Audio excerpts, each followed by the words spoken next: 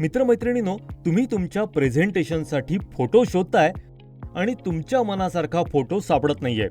पण तुम्ही शब्दांमध्ये तुमची गरज सांगितल्यावर क्षणात असा फोटो कोणी तयार करून दिला तर? किंवा तुम्हाला वाढदिवसाचं इन्व्हिटेशन पाठवायचंय आणि मजकूर सुचत नाहीये, पण कोणी तो एका क्षणात लिहून दिला तर? जादूच म्हणाल ना? पण आर्टिफिशियल इंटेलिजन्सनं ही जादू प्रत्यक्षात आणलीये बरं का. कॅनव्हा या ग्राफिक डिझाईन प्लॅटफॉर्ममध्ये ही जादू प्रत्यक्षात आली आहे. आणि अशक्य गोष्टी शक्य करणाऱ्या या जादूचं नावच त्यांनी दिलंय मॅजिक स्टुडिओ.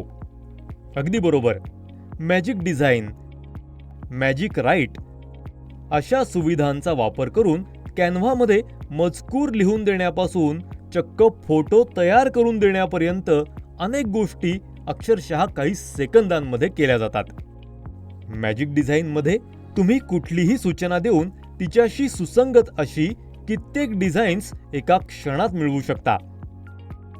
मॅजिक राईट सुविधेमध्ये तुम्हाला पाहिजे असलेला मजकूर तुम्ही कॅनव्हाकडून लिहून घेऊ शकता. AI इमेज जनरेशन या सुविधेचा वापर करून तुम्ही तुम्हाला पाहिजे तसे फोटो किंवा चित्र तयार करून घेऊ शकता. जनरेटिव्ह AI मध्ये अनेक फोटोंचा आणि चित्रांचा अभ्यास असल्यामुळं तुमच्या आणि एकंदरच युजरच्या मागणीचा अभ्यास करून तसे फोटो तयार करून दिले जातात.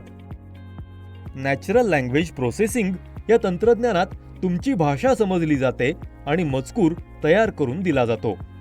मशीन लर्निंग तुमच्या आणि इतर युजर्सच्या पसंतीचा अभ्यास करून कॅनव्हाची जादू अधिक प्रभावी करतं.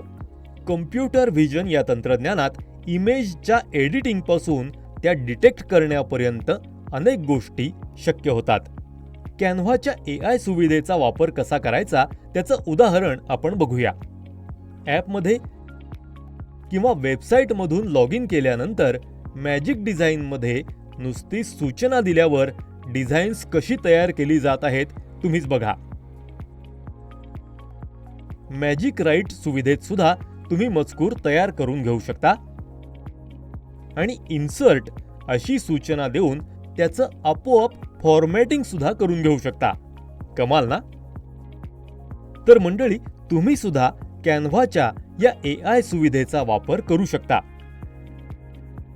बाय द वे, कॅनव्हाच्या या AI सुविधांना मॅजिक असं नाव असलं तरी या जादूला तुमच्या कल्पनाशक्तीची आणि प्रतिभेची जोड मिळाली तर ती जादू एकदम युनिक असते, एवढं मात्र खरं.